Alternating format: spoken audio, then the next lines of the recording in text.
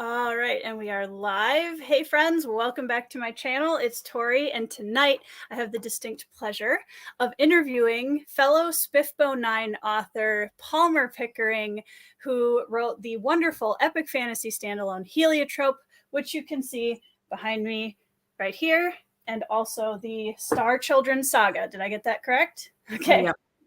Palmer, welcome to the channel. Thank you for coming on. And also the Star Thank you. Children Oh, saga. I have to stop the sound on this one. Hang on a second. Palmer, welcome to the channel. I've got the YouTube on my phone so I can see the live chat. The comments. Yeah. Yeah, thank you for everyone for being a couple minutes of patience for us. We had some technical issues earlier, but we figured it out, so we're good to go now. Thank you for being patient, Palmer. Okay, so let's start by talking a little bit about, I want to talk a little bit about your writing process and your journey and HELIOTROPE, and I know that you have some things to share with us that are a little bit, you did some study on some song lyrics with a specific group of people that we're going to talk about later, which I'm very excited to hear more about. So yeah, and feel free, everybody in the chat, hello. If you have any questions for Palmer throughout the extent of the video, please go ahead and put those in the comments and I will get to them. We are going to keep this as spoiler-free as possible. However, you know, if you don't want to know what happens on the first few pages of the book, I can't help you because I'm going to ask her about that. The first question I have for you, Palmer, is have you always been a writer? I have since I was a child, and I've kind of given the same spiel in other places, but yeah, I mean, I've written poetry my whole life. Like writing has always been a way for me to work through my emotions. Mm-hmm. I didn't really keep a journal. I didn't do that kind of daily journaling thing, but I would write and I would draw to help sort through my feelings. And so when I said I didn't write a journal, like I wouldn't write about my real life. Like I have done some memoirs, actually, some memoir writing, but as a child, I would write stories like fiction to try to figure out the world around me. And I would tend to write about difficult topics because those were the ones I was trying to figure out that like didn't make sense, that I didn't understand. And so yeah, I would write short stories and started writing novel length stuff after college. Okay. Yeah. So what does your writing process look like? Do you tend to be more of, do you plan everything out? Do you discovery write? Do you have certain times of the day that work best for you? Yeah, it's been an evolution over the years. I tend to, it's kind of different depending on the book. So for Star Children Saga, the Moon Deeds and Light Fighters are the two books that are out. It's going to be a long series. So this series, I tend to get, when I write, it could be that I'm staring into space for an hour because I'm imagining the story in detail, and it's like a movie in my head. And I have to do that for Star Children Saga because it is very visual. First of all, the characters feel alive to me. So I have to get in their space, and it's multi-point of view. So I have to get in their space and be them. And so I have to get in that zone, and having multiple characters, you have to kind of switch. And sometimes I'll write like a long character arc and then split up the chapters and kind of interweave them later. Yeah. To deal with that. But so for that, it's very character driven and setting driven. It's not so much plot driven. So, I mean, the plot is more of a long arc. And so I've done a lot of like arc mapping, plot mapping, in order to make sure that there's a plot and that the plot makes sense, if that makes sense. Totally makes sense. Having the action points that kind of pivot times, and make sure that those slot in. It's particularly with a multi-point of view, multi-year epic work. it gets very complex. Yep. Now for I'm working on a new book right now, which is Lit RPG, which Ooh. is almost cozy-ish, very Okay. lighthearted. I'm just writing the blurb for that now, and like the end of the blurb is a bit cozy, a bit bloody, all fun. Love it. And that I don't imagine up front. I just wrote it. It was just I took a Yeah. break. I did it over like the Christmas holiday, and I just like wrote this book, and it just flowed, and I just wrote it as I Yeah. went. But anyway, to answer like really the pantser plotter question, when I first started Star Children Saga, which has been a decade-long effort, I was very much pantser, and I would just imagine, and all sorts of weird stuff would happen, and characters would pop up I never imagined, and stuff would happen. I'd be like, "Oh, that's interesting. Where'd that come from?" And then what I ended up was this crazy Afghan of knots Patchwork quilt. yeah, and like paths that went nowhere, or Mm. like like new subplots that would like take me off in some crazy tangent. And I'm like, do I really want that to be a subplot that I'm going to carry through? So it was just what that resulted in was an enormous editing task Mm. for years, where I would literally have to like chart out everything on index cards and figure out how it all fit together, and cut a bunch of stuff and do massive rewrites. And so now I'm more of a plotter because Okay. it's very painful, the editing process. The pantser writing is like a drug. I love it. It's Yeah. just like you're in a different state of mind. Your brain waves are in some different like alpha or something. And it's just like amazing, right? But then the pain of the editing after is like, oh my God, like I Yeah. can't do that to myself. So I tend to plot out. I'll just write like a first couple of sentences of each chapter, like, Sure. and then I'll just go back to, okay, then I'll go, okay, so what's next? Oh, okay, that scene. And then I'll like go back into sort of pantser mode within a constrained. So you're kind of using the planner, quote unquote, side of things just to kind of jumpstart the discovery rate, To essentially. keep me disciplined, just like to keep the car on the road instead of going off road, so I don't get stuck in the sand, Yep. Yeah, pretty much. Yeah. Well, and I like that you mentioned too, because I think one of the things that I see authors, and I do this too, authors put a lot of pressure on themselves that the productivity kind of goalpost is word count. And like you mentioned a little bit earlier, sometimes we just kind of stare into space for an hour and imagine what this looks like and get into the scene. And I think, whether if we write 300 words, but we spent a lot of time really immersing into this character's POV, that's still very, very productive. And I think I love hearing more about that kind of stuff too, because I think that's an important part of writing too. It's not just, nose to the tarmac kind of stuff. Yeah, the way I picture it is it's any work of art, any creativity is, to me, the way I imagine it is it's bringing something into form. It truly is the creative process, Yeah. right? So before it gets into some physical form, it exists as a concept, a kind of a dream, or a sensibility, or could be anything, could be a sense of smell, could be a song, or a melody. But until you actually translate it or transmute it into words, it doesn't really exist on a plane that anyone else can share. Right? So either it comes through words, through like storytelling, like in the old days with bards, or through a song, or through the written word, or through a movie. Until it's in something in physical form or digital form, it doesn't exist, and it's still in that other kind of the ether.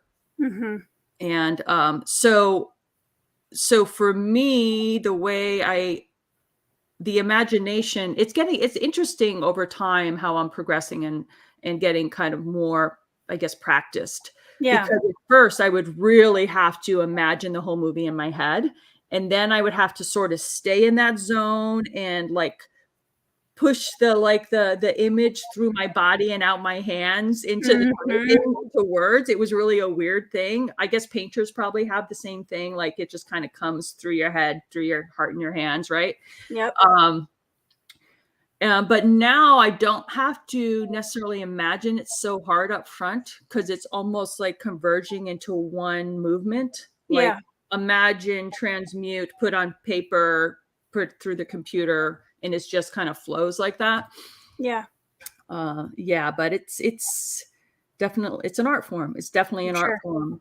And I go for that art form to recreate my imagination in a way that the receiving person sees what I see. Yeah.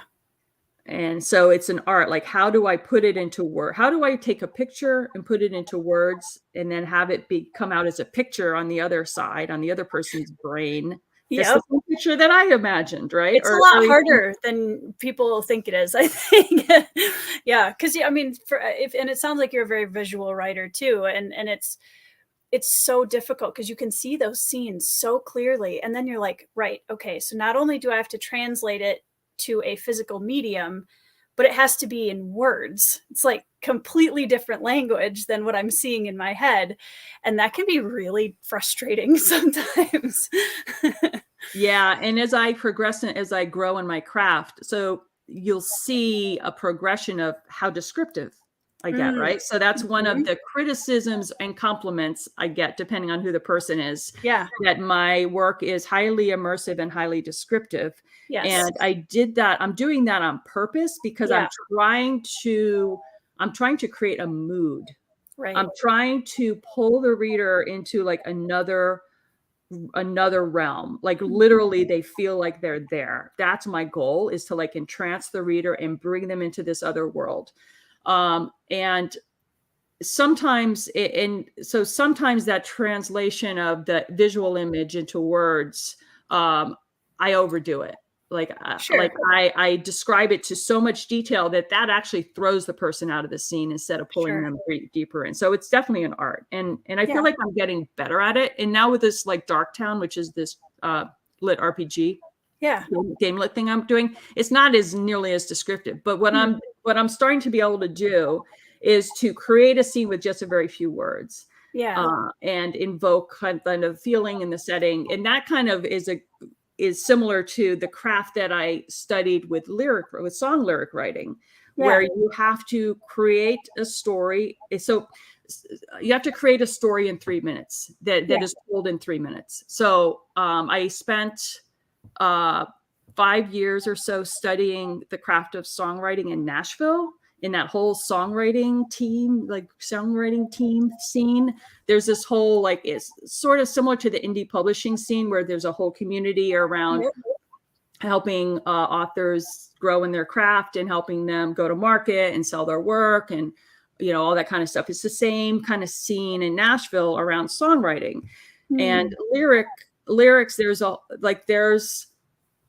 I've taken classes and workshops and weekend workshops with, master songwriters about the craft of songwriting. And you could wordsmith a song just like a poem. You could wordsmith with lyrics for like years. Word. Like, there's a song I wrote kind of 4 years ago where I'm like, oh, I need to change that word. Like, and you go through critique groups, like people listen to your songs, they give you feedback, blah, blah, blah, just like writers.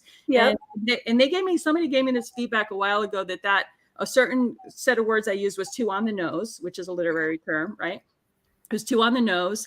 And I was like, no, I like it that way, and now I'm like, they were so right. And this is so much better. And now I want my demo singer to change just this one thing, but it's very, but that, economy of words is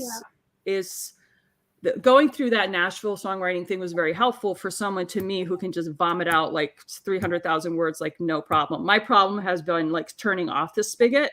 How do I get a more word count? I'm like, how do I stop? Like, going through the discipline of this 3-minute storytelling, and I'll go into it. Maybe we can spend like 5 minutes going through. I'll just teach like the pithiness of the craft that I learned, which really helped me as a long form writer.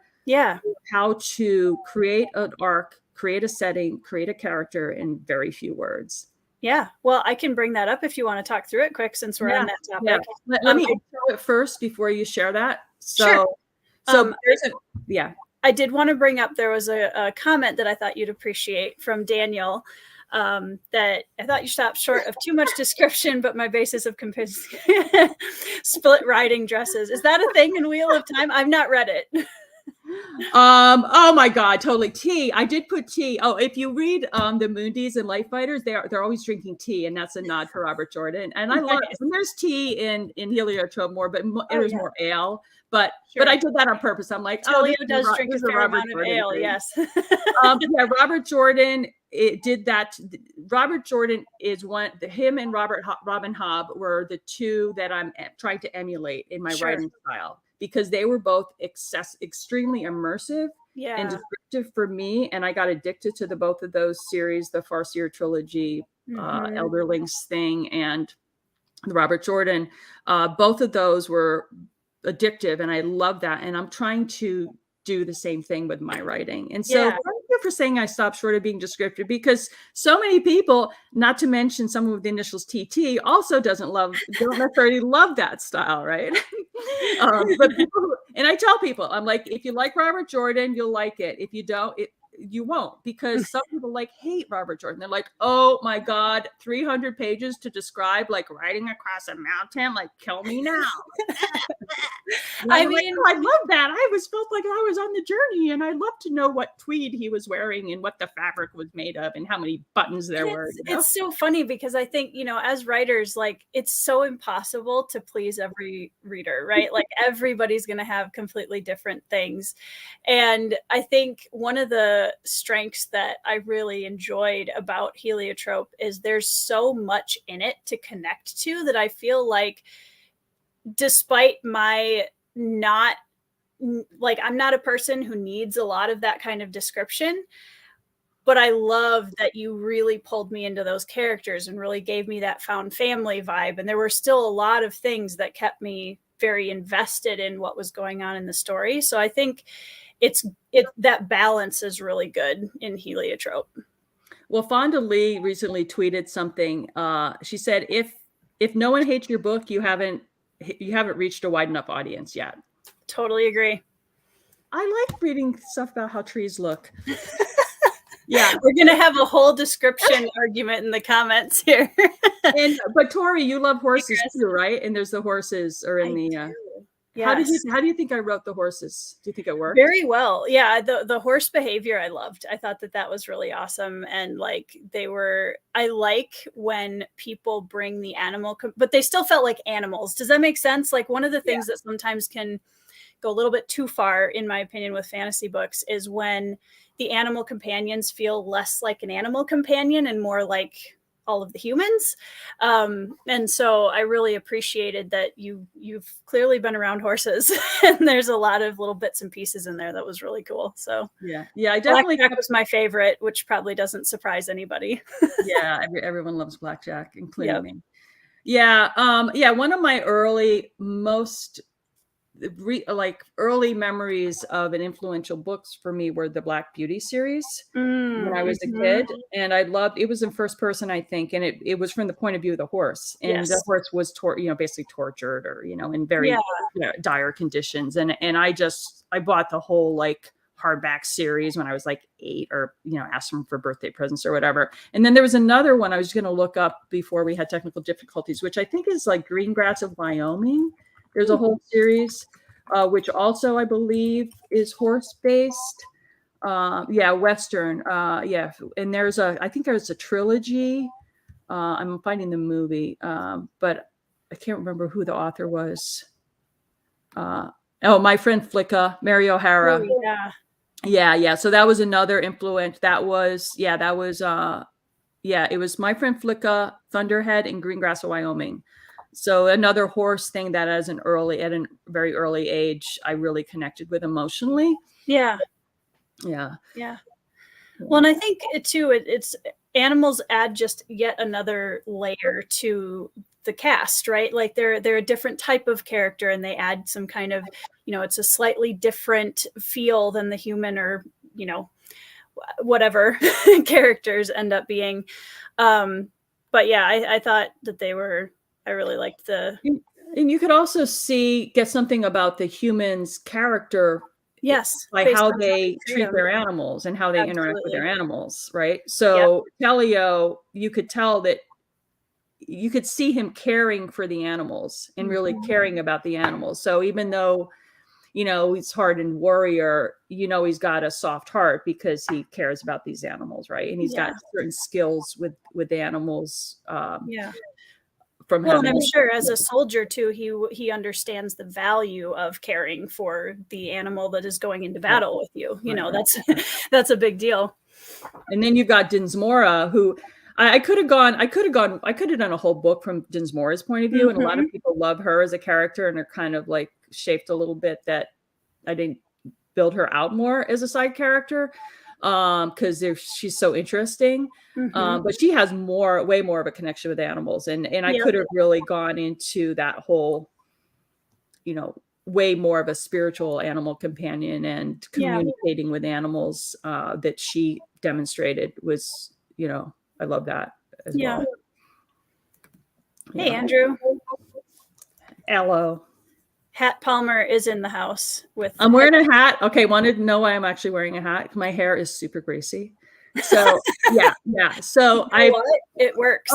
Oh my God, I have this septic. I live in the woods, so I have a septic system, and I had my septic tank pumped and then inspected, and they're like, "Oh, it's not pumping and it's not working." So my front yard is all dug up, and I'm trying not to run a lot of water to fill the septic because it's not draining. So I have really greasy hair. So I'm like, I'll just wear a hat. Because I'm known for wearing hats. I'm in summer frizz season, so I totally get it. Yeah. Chris says, we'll say, for how long it has been since I read both Jordan and Hobb, I can remember so many details and scenes from those books due to the uses of description from both authors. Yeah, for sure.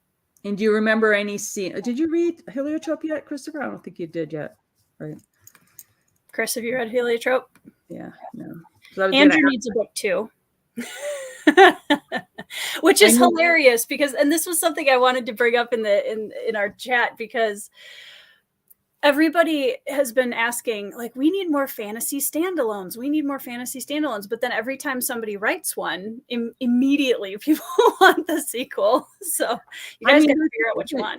There's so much room for more books in that. Oh, yeah. There's so much room for a sequel in that book. Yeah. I mean, I left two major plot threads open, basically, and there's so much more. I mean, I'm thinking of doing a prequel of 1,000 years ago, the Magic Wars. Ooh, yeah. I just don't have time, man. I have to do Anaximenes, which is book 3 of the Star Children saga, so that I can get to the fun part of Star Children saga, which is the second trilogy, which is really way out fantasy with talking animals actually and crystals and all that stuff. So I have to do that. And then now I started this game lit thing, which I'm signed myself up for 21 books. So we'll see if I live long enough. Oh my goodness, Palmer. I know. It only took me 2 months to write. So I'm I'll write a book a year. But then I'm such a perfectionist that I have to edit it 10 zillion times and read it 10 zillion times. And then it takes more than just 2 months, but yeah. So let me do the little songwriting thing. Yes. So the fundamentals of the Nashville songwriting, country song lyrics are, and I wrote myself notes, which I've since lost because my desk is so huge,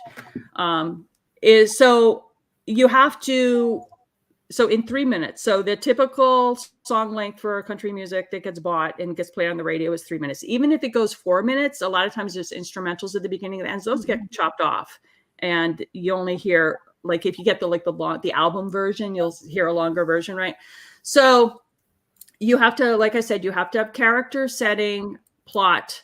You have to have an emotional payoff, and it all has to be in 3 minutes, which is basically 2 verses, sometimes 3, a bridge, and a chorus. Now, the chorus is really interesting. The chorus is typically has the hook in it. The hook is the title. And the reason that the hook is the title is because the way it used to be is people would have random names for their songs, but then people would call into the radio and say, hey, play that blah, blah, blah song. They wouldn't remember the title of the song, but they would remember the hook, which is a couple of words in the chorus that gets repeated over and over that is the song. So then people just ended up putting the title of the song to be the hook. Now, the hook is more than just the title. It's something that gets repeated in every chorus. And when a well-crafted song, the hook gets it gets repeated at least 3 times, if not 4, because the chorus plays that many times. It gets deeper and adds another layer of meaning each time because the verses build the story so that the meaning changes and grows and becomes more deep. And by the end, it's the payoff. You're like, oh, I get it. Wow. And then you're like, whoa, right? So that's how a well-crafted song works. So I can show you an example. Yes. Right. So this is new country. This is not your classic, Patsy Cline, Merle Haggard country. This is pop, basically rock. So this is I Drive Your Truck by Lee Brice. And we can't play the music. The music really adds a whole nother dimension. And there's a whole nother craft, industry about teaching how to write good music in Nashville, but the lyrics are a separate thing. So let's just look at this. So how many people know this song? Like, Tori, do you know this song? I don't listen to a ton of country. I might have heard this. I wouldn't probably recognize it just by the lyrics, but. All right. So I'm going to use this as an example to show you, and I'm going to try to sing it. I don't really sing very well, but so I Drive Your Truck is the title. So you don't really know what that's about. Okay. So I'm going to sing the first verse and then I'll talk about what he did, Lee Brice. So this won Song of the Year, like 5-6 years ago, maybe. Every year Nashville votes on the Song of the Year, and this one Song of the Year. So 89 cents in the ashtray, half empty bottle of Gatorade rolling in the floorboard. That dirty Braves cap on the dash, dog tags hanging from the rear view, old skull can and cowboy boots and a Go Army shirt folded in the back. All right, so that's the scene setting. So what he did here is you can really picture this truck. And he did it by picking out little details, like 89 cents in the ashtray, like very specific details, right? Mm-hmm. And this is American for an American audience. Half empty bottle of Gatorade rolling in the floorboards. There's movement. You can picture it, right? You can oh, I totally know that car. Like that's my friend's truck. He does that, or that's just how my brother's truck is, or whatever. So dirty Braves cap on the dash. The baseball dog tags. All right. So now you know that there's a military involved. Right? Mm-hmm. Soldier. Old skull can, cowboy boots. Okay, he's a country boy. Go Army shirt. Okay, something about the Army. So that's all you know. Okay, this thing burns ass like crazy, but that's all right. People got their ways of coping. Oh, and I've got mine. All right, it's coping. All right. So what coping what? So now you're building out the story. Okay. And then the chorus. I got to change key because I start to. I drive your truck. I roll every window down and I burn up every back road in this town. I find a field, I tear it up till all the pain's a cloud of dust. Yes, sometimes I drive your truck. Okay, now you know that there's two characters. There's the singer and there's the person whose truck it is, your truck. Mm-hmm. You know that there's pain. All right, but you still don't know really what's going on. Okay, but I drive your truck. That's the hook. Okay, second verse. I leave that radio playing, the same old country station where you left it. Yeah, man, I crank it up. You'd probably punch my arm right now if you saw this tear rolling down my face. I mess it up. Hey, man, I'm trying to be tough. And Mama asked me this morning if I've been by your grave. But that flag of stone ain't where I feel you anyway. I'm totally messing up the singing. But okay, so now you know what's going on. So can you tell me what you think is going on here? So I would take from this that he has a Army buddy who was friends with him prior to going into the Army, and that person passed away, and he's struggling with processing that grief. Okay. I drive your truck, I roll every window down, and I burn up every back road in this town. I find a field to tear it up to all the plains, a cloud of dust. Yes, sometimes I drive your truck. So how does he process his grief? So he's going out and driving and possibly unhealthy coping mechanisms. But also I could see it being maybe the singer isn't necessarily somebody who was also in the Army. Maybe it's an older brother or somebody that, left. Right. So he's driving the truck of the deceased. Mm-hmm. And then the bridges, I've cussed, I've prayed, I've said goodbye. You should listen to Lee Bryce sing it because it's really good. I've shook my fist and asked God why these days when I'm missing you this much. I drive your truck. So another technique they're doing is they're rolling the words together into the chorus. So every verse will just continue with the chorus. I'm missing you this much. I drive your truck. And there's, I also forgot to mention that songs have rhymes. So there's rhymes in here. Truck, up, down, town, just like poetry, right? And they use near rhymes a lot. But anyway, so this is his brother. So the first time I ever heard this song, I didn't quite know what was going on. The second time I heard it, I freaking bawled. So that's a really hard hitting song. Yeah.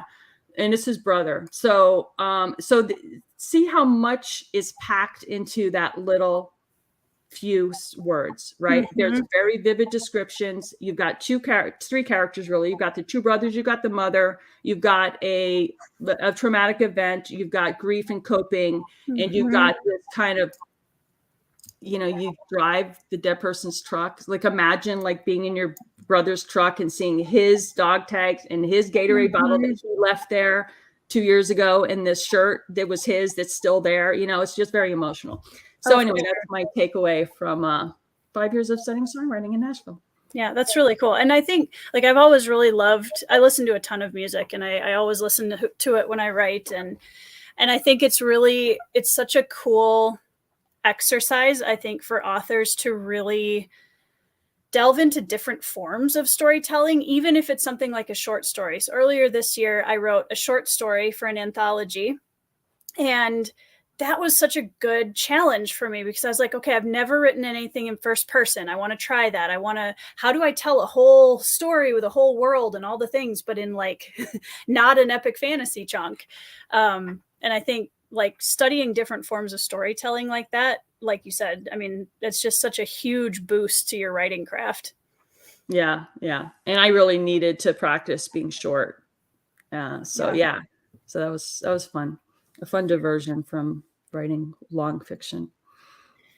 I was curious because we were talking about writing process and how you've kind of progressed and changed a little bit your approach to it. Because you were writing Star Children and then you shifted to Heliotrope. So what was the difference in writing? Like, how was that a different experience than writing the series? Yeah, so I was getting burnt out on Star Children Saga. Like I've written all the way through like book 5 of Star Children Saga, actually. So I have like, I don't know, hundreds of thousands of words, right? Sure. And like I said, it had been like a decade-long project, and it's very intense. There's PTSD, there's traumatic events, there's dark stuff, there's trigger warning stuff. I go into some dark territory. And it's science fantasy, which has magic, but it also has science fiction. So I had to do a ton of research, like on the moon, like moon colonies. In fact, there was an article that I just read how NASA is planning on building a lunar base up on the moon. And a lot of the science that they're using is in Moon Deeds. So I just did a ton. Yeah, I did a ton, like, getting oxygen from soil. Yep. There's ice, mining ice. Those are all key things, plot devices and setting in Moon Deeds. There's a lot of different stuff. Nuclear reactors for power, solar. It's all in Moon Deeds because I just did tons of research. So it's a lot of work. And I've got 3 points of view. I may add a 4th in upcoming books. There's 3 points of view. So I was just freaking exhausted. I'm like, this is so much a lot. So let me take a break. Let me just write a pure genre. Like the science fantasy thing is, mixed genre. Plus there's like dystopian stuff. There's some military sci-fi. There's all sorts of stuff going on. It's a total mashup for Star Children. But I'm like, let me just do pure fantasy. Like I won't have to do any research on science. Of course, I ended up having to do lots of research on blacksmithing and horseshoeing and, all that kind of stuff. But how do you make staves for a barrel? But I didn't have to do the science thing for the science fiction audience, which is highly demanding of factual, reporting, basically. So, and I did a single point of view character. I'm like, I'm just doing a single point of view character. I'm not bringing another point of view. I don't care. It's too much work. I just want something simple and light to entertain me. And I came up with Heliotrope. Nice. Yeah. Yeah. Very linear. The plot is very linear. There's a couple, there's some flashbacks, not heavy duty. But it's just they just go from place to place. It's linear. You kind of know what's going on. You learn. I don't know. It's just easy. Yeah. And easy to read, I think, even though it is long very and much so. descriptive. Yeah. And I tend to write, who was it? It was somebody who wrote a review that introduced me to the word window pane. I had never heard that as a stylistic description of a writing style, right? And they were saying that I write in the window pane style, which I'm like, ooh, there's a word for what I do. Right. I try to make the writing very accessible. I consciously try not to use too many like obscure words, Sure. although I do throw them in once in a while for the fun of it. Right. But I don't want people to be running to the dictionary like every 2 pages. And anything that throws someone out of a story, I want to avoid. But using too many simple words repetitively can also throw you out of the story. So it's a balance, right? It's such a balancing act for sure. Yeah. I wanted to catch up. There were a couple comments I wanted to highlight. Christopher appreciated the delve into the lyrics. The truck is a character. Love that. You are so right. Oh my God. That's deep. Bex, Daryl Scott is a great Nashville songwriter. If you don't know who he is, Palmer, I think you'd like his music. I'll check him out. Don't know the name. It's such an interesting scene there. And it's so small. Like you get to know everybody or people who know everybody, like the Florida Georgia line guys, like stood behind one like at a coffee line, Sure. It's just like they're just out there, Yeah. Daniel said, I think it was his review that mentioned the window pane. Oh, is that you? Oh my God, you are my hero. Yeah. Like, the other day I was talking to my mom about my current work in progress, and she's like, you just really love tragic heroism. And I was like, oh my gosh, yes, that's yes, that's it. I'm like, when you find those words that just so perfectly describe what you love to write, it's such a great feeling. I'm going to use that everywhere now because I'm like, you're absolutely right. I loved your review, by the way, like, because you wrote it so well. Like, you did too, Daniel. I loved your review very much. Thank you. I always, it's funny because my review hero is Patrick Leo, which is a insanely high standard for anyone to attempt. But I try, and especially with, I think it's, I don't know, being a reviewer helps me think about the craft of writing so much more because you really have to delve into why. Like you can't just be like, thumbs up, thumbs down. It's like, well, yeah, but what did you like? What resonated with you the most? And how did you find the plot, the characters, the world building, especially in fantasy, there's a lot of different check boxes there. So, it's a good exercise for me too, to just, all right, let's really give this some time and really give some good feedback for future readers. And so it was fun. Yeah, I love reviews that go into analysis of the craft, because it teaches me. I'm like, ooh, ooh, that worked, or ooh, that didn't work, or it's seeing if what you tried to do accomplished its goal, right? Yeah. And you always want to know, like, did that do it? Did it not do it? Okay, good. Then this worked. Oh, this didn't work. It's very interesting. Yeah. I always really enjoy sometimes I'll go on to Goodreads and I'll pick a book that's on my want to read or have read, and I'll just read some of the reviews just because it's really interesting to see how different readers approach the same story. And it's so different for everybody because it's such an individual experience. Yeah. But I'm totally off my script now, which is totally fine, but I'm going to, where are we here? Okay. So I wanted to ask about getting into heliotrope a little bit more deeply. I think as writers, choosing the protagonist or protagonists is such a fun and important part of the writing process. So what about Telio makes him the right person to tell this story? Yeah, so I modeled Telio after Fitz Farseer in his older form. so the story, and I've told this story before, so if anyone's heard this before, I apologize. But so when I decided that I was going to write this other book, and one of the other reasons I wrote Heliotrope, besides just a break, was because of some acquiring editor at Tor or Daw, or one of them, was like, I was trying to sell her Star Children's Saga. She's like, why don't you just write something else completely different? And I'm just like, first I was like, wasn't a baby? Like, what's wrong with this baby? Like, Right. and then later I was like, So then I was like, okay, well, I'm going to show you. I'm going to do something completely different. It's going to be amazing, because I get very competitive sometimes, right?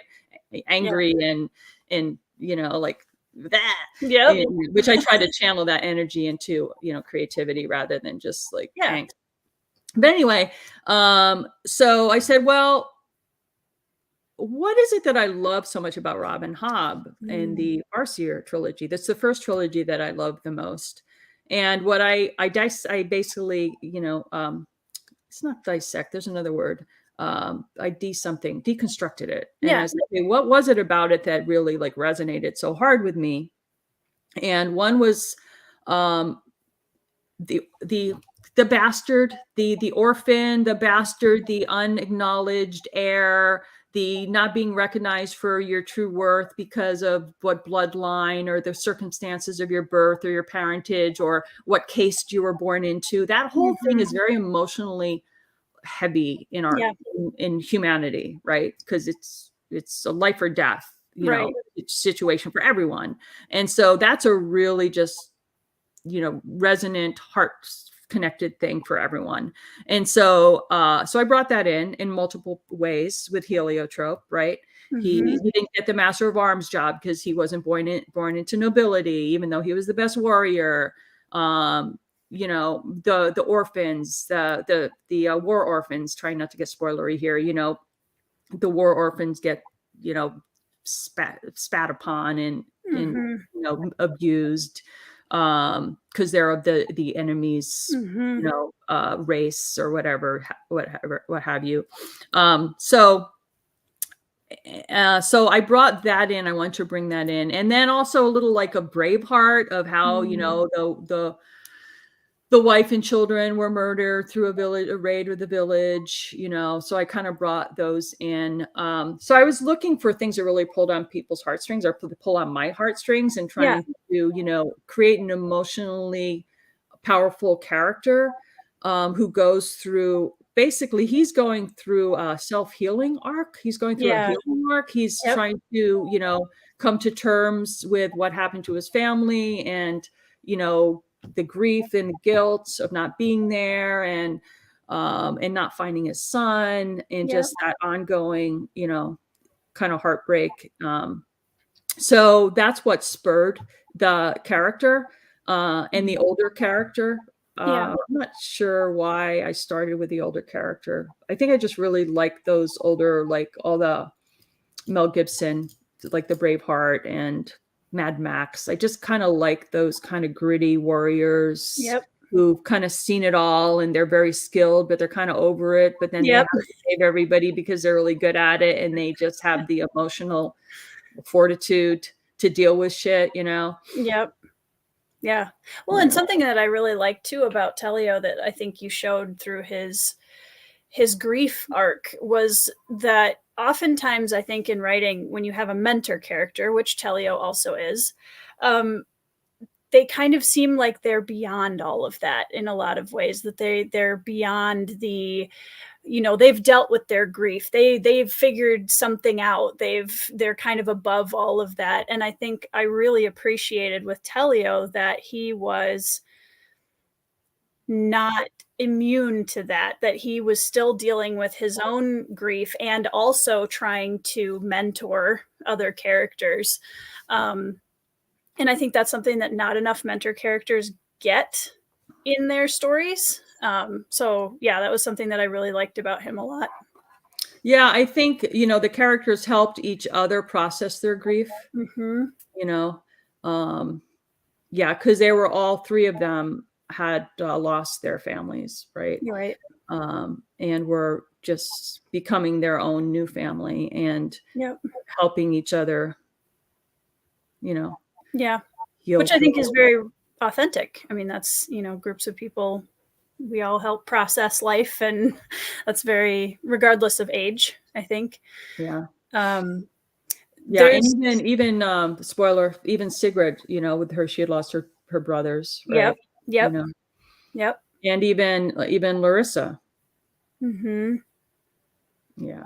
Yeah.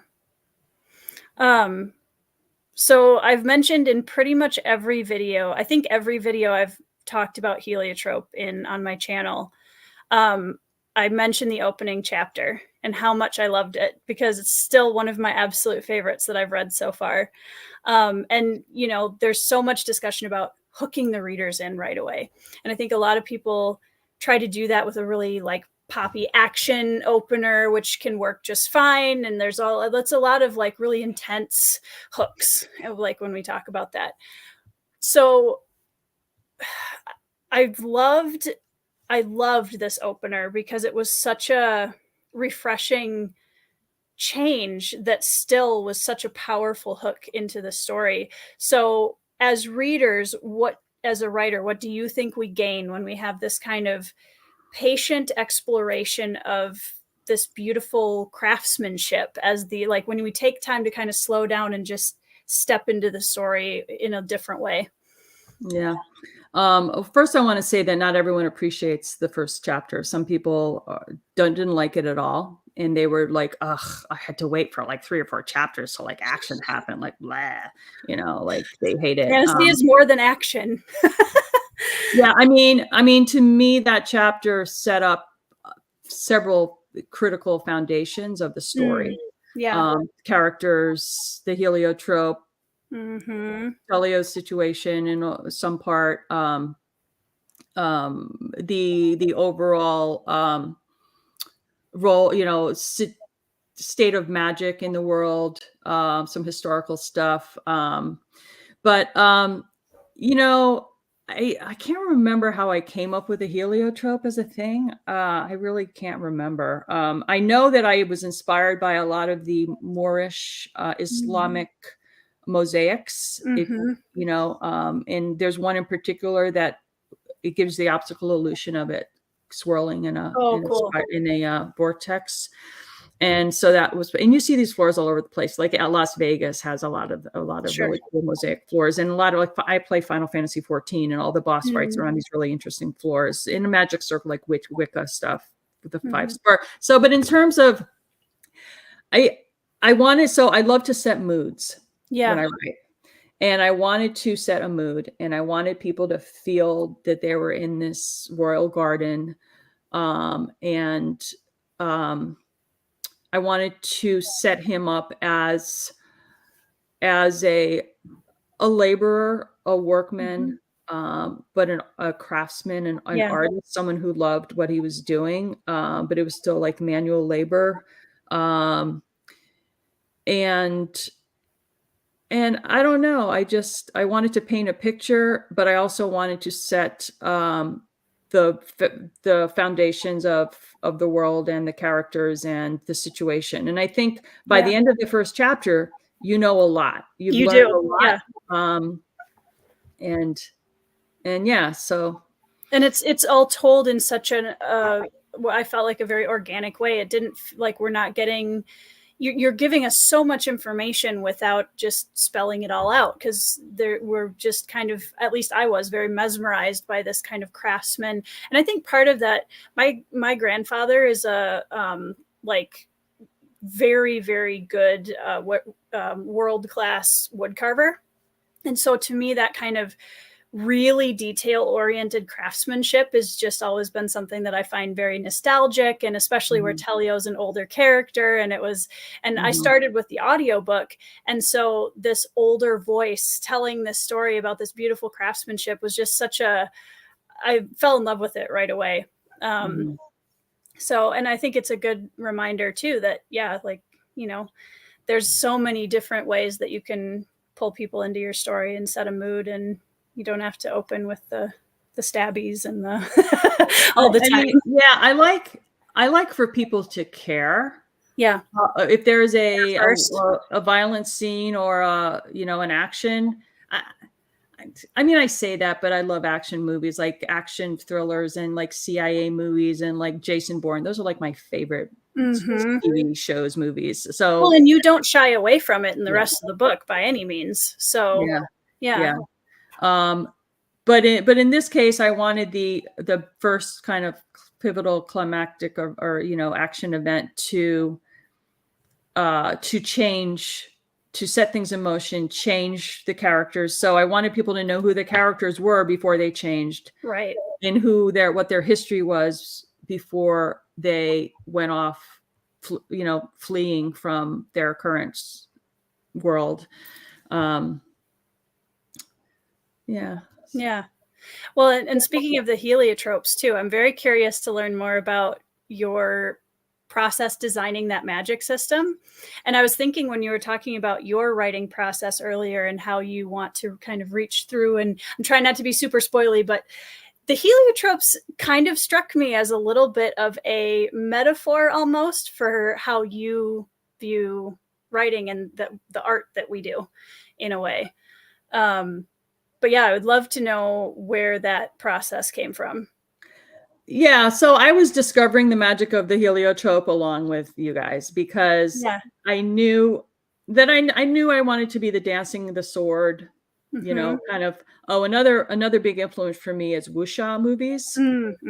Like Crouching Tiger, Hidden Dragon is the one that kind of hit mainstream, but I have a whole collection, like The Banquet, like unbelievably beautiful cinematography, and classic stories, and people flying through the air with swords. So that's what that was. That's wuxia, and I did that on purpose because I love that. And but I didn't know about all the other stuff that it could do, until I, just kind of went along with it. And I'm like, and it just, you can see there's influences, of other, I'm not going to say anything else for spoilers, but there, some of it's very standard fantasy trope, right? But some of the stuff that's at the end, I noticed in your review, you mentioned, you discover a lot of stuff about the heliotrope at the end. Yeah, true. And the characters discovered at the end, like this was a lost art of magic. No one knew anything about it. But if you read it again, you'll see some hints of stuff that, that now you're like, oh, that's what that is. So, yeah. Yeah. So I was curious about, and you've kind of mentioned a few things. You mentioned the wuxia films. You've mentioned Robin Hobb, Robert Jordan. What are some of how do you refill your creative tank? What are the books, films, music, things that you really enjoy outside of any of the things that you've already mentioned that really kind of spur that creativity for you? I have always been really interested in, what's the word? Socioeconomic political stuff. Like right now, I'm like kind of addicted to what's going on politically in the United States.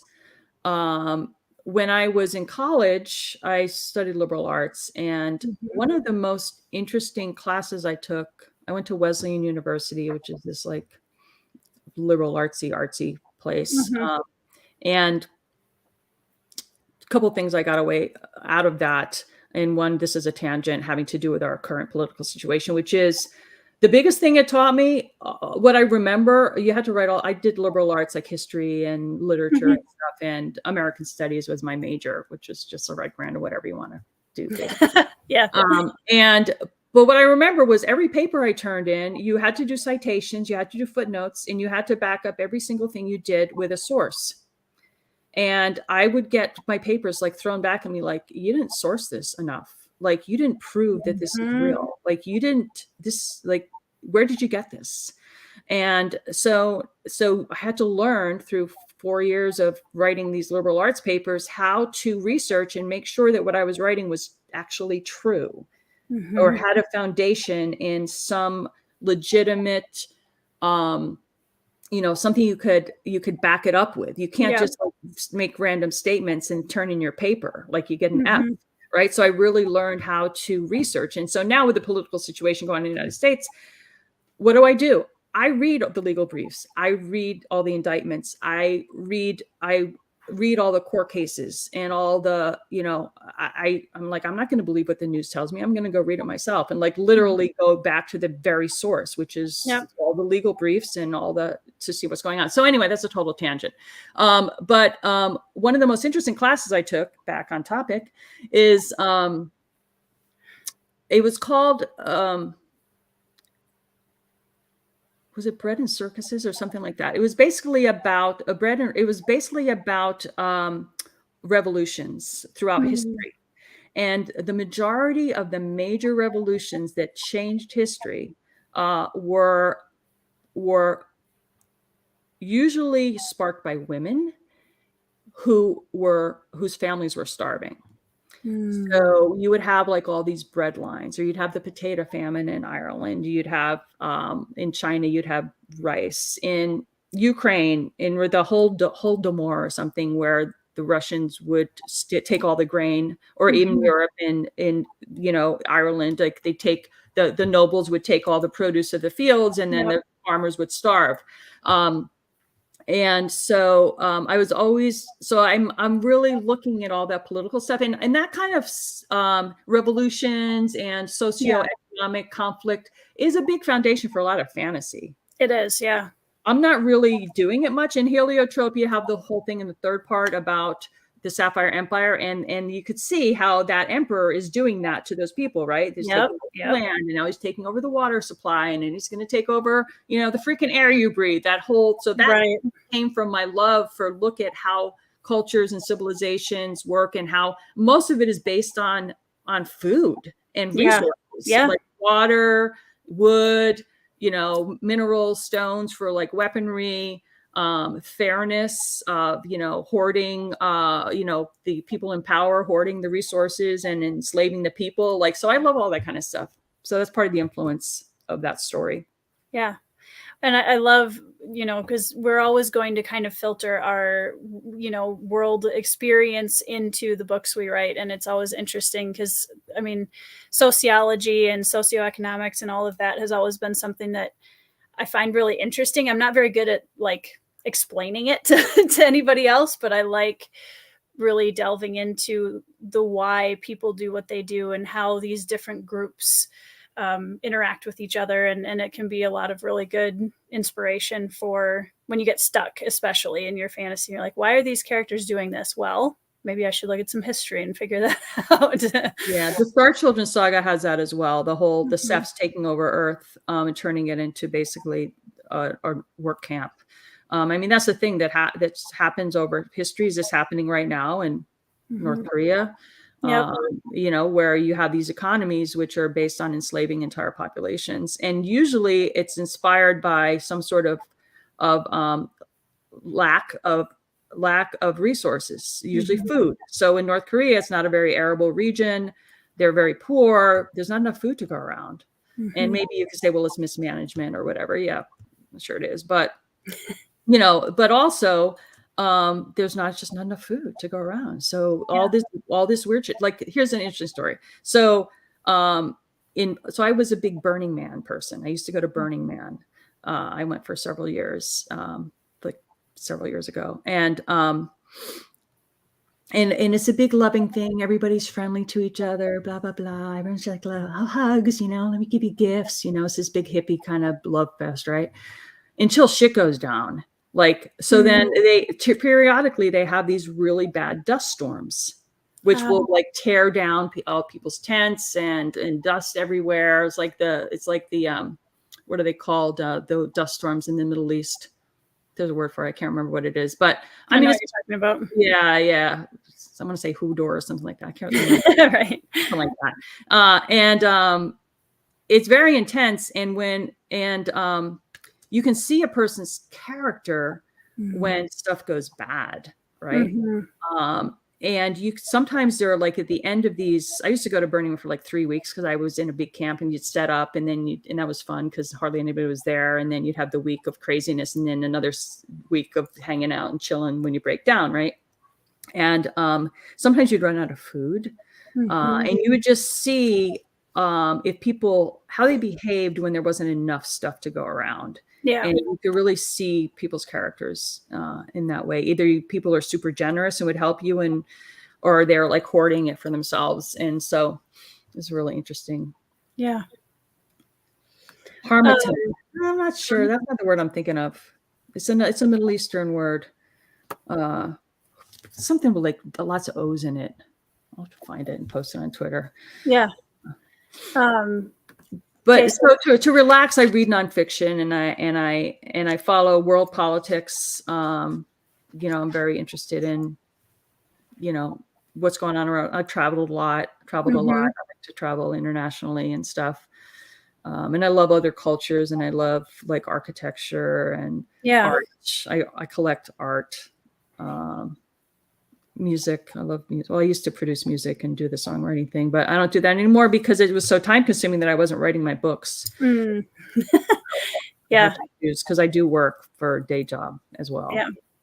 Yeah. It kind of seems like for a lot of us, the one art form kind of tends to dwarf all the others. It's just not enough time and energy to do too much. Because I am I like to do things. When I do something, I dive in. I want to do it completely, and I want to do it. I want to excel at it. Right. So these big, hard things like writing novels or writing songs or painting, they're all consuming, and they're crafts. You have to do the whole 10,000 hours or 10,000 pages or whatever the heck those things are, which I think is really true to master a craft. You can't just do it overnight on a lark, Right. Yeah. So question for you with if you want to answer is super scary is this is your second time doing SPIFBO or the first? Second, that's what I thought. So how has SPIFBO as an experience for you as a writer? Because I know we're both in it right now. Today was like all of the things happened today for SPIFBO. I might not be caught up because I was working like right up to I'll have to see. I know there were a ton of stuff that came out today that's in the I'm like, they're gonna have to because the clock is ticking, man. I know, it's crazy. Well, and which blog are you in? Before You Go blog. I don't think they did anything today. No, and Fantasy Faction, the one I'm in, also has been very quiet, which it's just going to be a giant avalanche at the end, I think. Exactly. Yeah. So no, this was in SPIFBO 5. Okay. 2019. I was in the cohort with Swords of Kaigen. Oh, okay. So I made it to semifinalist, and then Sword of Kaigen went on, and I fell by the wayside. Yeah, so that was my introduction to this community, actually, because I didn't have a community at all. So Kitty G was my judge.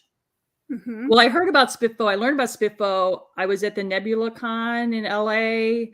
I live in California, in Northern California. And I met Dirk Ashton at a bar. Oh, cool.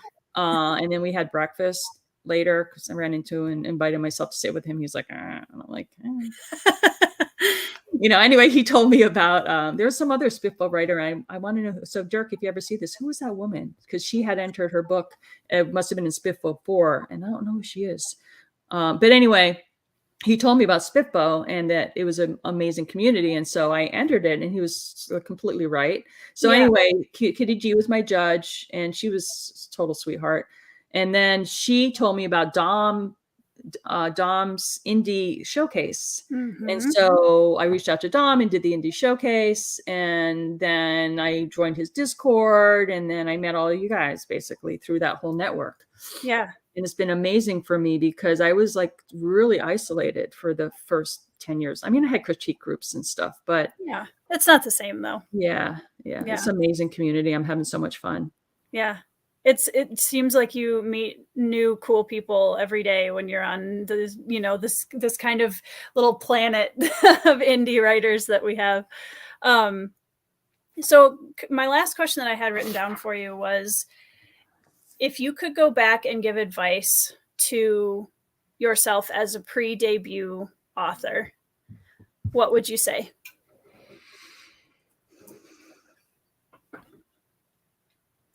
I mean, not to be hard on yourself, that it's there's a craft that takes a lot of time and practice, but to do the time and practice and put it in, and not to like get so upset if things don't like just click right away. I would say to not have spent so many years trying to get a book deal, because that was just this slog of like rejection, like, and like a lot of bad advice, Yeah. like the whole page count thing.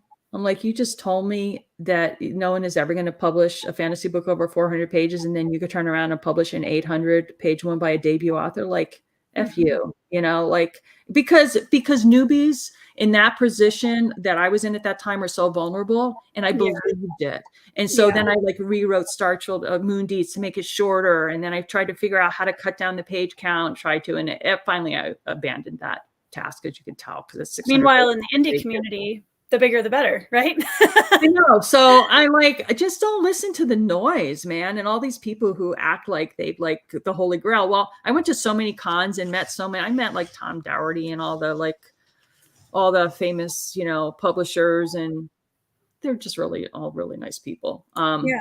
But there were just people, and they actually, all those publishing companies just were started by a writer or an editor, a very small shop, to like publish their own work, just like we're doing. And they just kind of grew over time, and their books did well, and, for whatever luck or talent or whatever. And then suddenly now, like 40, 50, 60 years later, they're Random House, or they're, Macmillan. But no, it was just some dude, I'm making this up, I don't know Macmillan at all. Maybe it was some random dude named Macmillan who just, published his daughter's book. I don't know. So like, not to get intimidated. Yeah. They're still people. Yeah. And just do your thing and do what makes you happy. And yeah. All that stress was just not worth it. Yeah. 100%. Totally agree. Kay, people jump into the community to talk books and walk away with friends. It's very true. Because, it's hard to find a lot of people these days who actually read and like read a lot. And then to read in the genre that you're interested in is even a smaller set. I know worldwide there's a ton of people, but locally, like, it's not that many. Most people like watch movies or play video games. Yeah. For entertainment. There's not a whole lot of readers. And so it's really nice to find people who care about my bookshelf, and care about my cat. Yep. I finally get excited when I buy a new bookshelf. Like, who else cares? Nobody cares. You guys care. I get excited. I bought my 4th bookshelf for my bedroom the other day, and I was like, yes, guys, look. I know, right? Like, it's such a great community like that. Yeah. Well, and I think what's cool about that is for people like us who, like you mentioned, you play video games too. Like, we get all like the whole 9 yards of everything. We all like music. We all like video games. We all like books, and it's just a fun, like art, because you can jump to so many different nerdy topics, and you're going to find somebody that can talk to you about it, which is great. Totally. Bex found our word. Haboobs. That's it. Haboobs. Bex got it. Yes, no, that's the word. I told you there was O's in it. Boobs. How did I not know that? I mean, yeah, haboob. Yeah, exactly. Yeah, the windstorms. Burning Man has those. Yeah, the Nevada desert, which is a salt flat, which I've told you people this before, but I find it interesting. It's one of the flattest places on Earth, and it's so flat you can see the curvature of the Earth. And they'll do like speed trials of like race cars and stuff on there. So, yeah, it's really interesting, unique environment. Yeah. Which is similar to moon soil, very like corrosive dust. So I modeled Peary Dome of Moon Deeds after the Burning Man camp, which if you look at aerial pictures of the Burning Man camp, it's concentric circles, and that's how Peary Dome is. So yeah, and the dust. Yeah. I think it's always funny because I've had this conversation with so many people in my outside of the indie community life. There's that phrase, write what you know. And a lot of people kind of discount fantasy, I think, because of that. And I'm like, if you guys had any clue how much we know that we put into our fantasy books, like, it's crazy just because it's in a different world. Like, oh my God, let's talk about magic a little bit, shall we? Let's do it. Sorry, So, my cats are like, fighting behind me. Hold I on. went, yeah, well, I know we're going like way over. No, you're fine. I totally got into like the woo-woo California, like, new age stuff for a while, like deep into it, crystals. That's why I have crystals and moon deeds and like telepathy and remote viewing. And like, I practice all that stuff. I was actually living in Seattle at the time, and I joined this organization who's training you on all this stuff. And I experienced some weird shit, man. I mean, like that I stuff, believe it. there's a lot of, it's real, and it's scary to the point where I kind of stopped doing stuff like remote viewing. Oh, I could do like, and I studied hands-on healing. I'm a certified acupressurist, which is like Okay. acupuncture, but you use your fingers instead of needles, and you can feel the pulses Yep. of the point, and you read it, and there's 32 different types of pulses, and they tell you different things. And I swear to God, that stuff works. They actually use acupuncture instead of anesthesia in China, like open heart surgery with needles, like instead of like drugs. Like it really freaking works. The acupressure doesn't, because you're not, the needle actually like stops the nerve impulse. Right. The fingers don't, but the fingers do other stuff that the needles don't do, because you feel things and you can modulate the pulse of someone's body and balance. Yep. And so anyway, so I've done all that. I've done like Reiki and all that stuff, but all this other weird shit, like, and one of my best friends, who I've kind of lost touch with, is a plant medicine medicine, who I dedicated book 2 to her, because plant spirit medicine is one of the magic systems in HELIOTROPE, and she's sort of like the Brianna character. If any, I'm not HELIOTROPE, sorry, Moon Deeds and Light Fighters. Plant spirit medicine is in the Star Children saga is one of the big magic systems. And I would hang out with her, and she for real, she lived in the middle of the woods up in like the Sierra foothills in a little town. And when the local doctors didn't know what to do with a patient anymore, they had like exhausted Western medicine, they would send them to her. She would heal a lot of people and save people from death with her stuff. Yep. She would go travel the world, and she'd collect herbs, and she'd make her own tinctures and stuff. But there was like a spirit in it, like the plants would talk to her. So a lot of the plant spirit stuff in there was from her. So I didn't like make that shit up. It's like, yeah, like these are stories that a plant spirit woman told me. And here's another thing. If you read Light Fighters, I'll just throw this out there, and I can explain it more to people who've read it, but ayahuasca. Do you know what ayahuasca ceremonies are? You don't know what it is? It's a herb in South America, South American shamans. So the main magic systems in Star Children saga is shamanism. A lot of the foundational stuff, there's trials and stuff, and shape shifting. It's a lot of shaman stuff is in there. And ayahuasca ceremonies, you basically ingest this herb ayahuasca, and you see embodied plant spirits. And so that's part of the plant spirit medicine in the Star Children saga. It's based on the stuff I've read. I haven't done ayahuasca ceremonies, but I've read a lot about what people who've experienced them. Yeah. I'm a huge believer in herbal medicine and natural medicine. My family's very much, we tend to swing that way for sure. So yeah, it's amazing what the body and the natural world are capable of. It really is.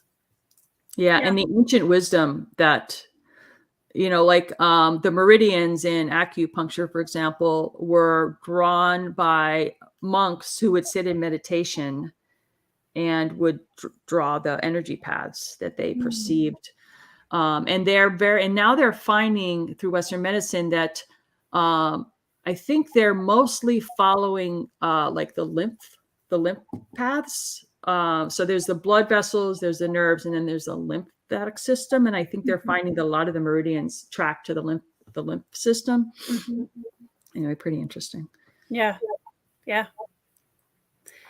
Well, Palmer, if there's anything, what's next for you? My last question for you is, what's next writing wise? You've got Star Children 3. Yes. And you've got your lit RPG.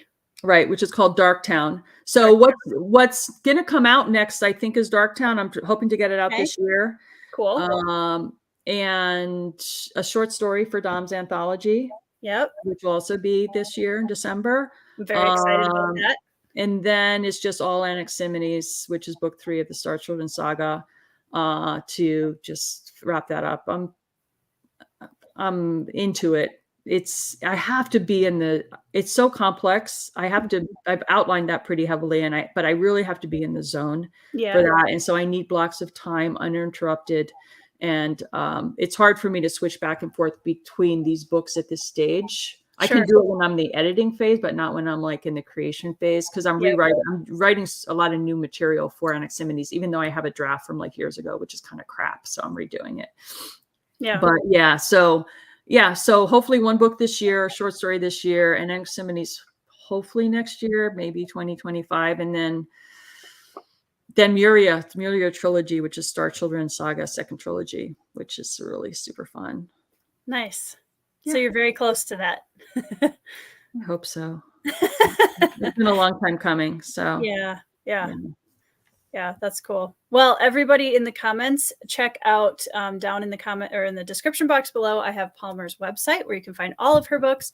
And then I also have the link to the Amazon page for Heliotrope, which is in SPIFBO 9 this year. Palmer, thank you so much for sharing your time, and congratulations on all of the success you've had so far. Good luck on SPIFBO. And yeah, thank you for joining me on the channel.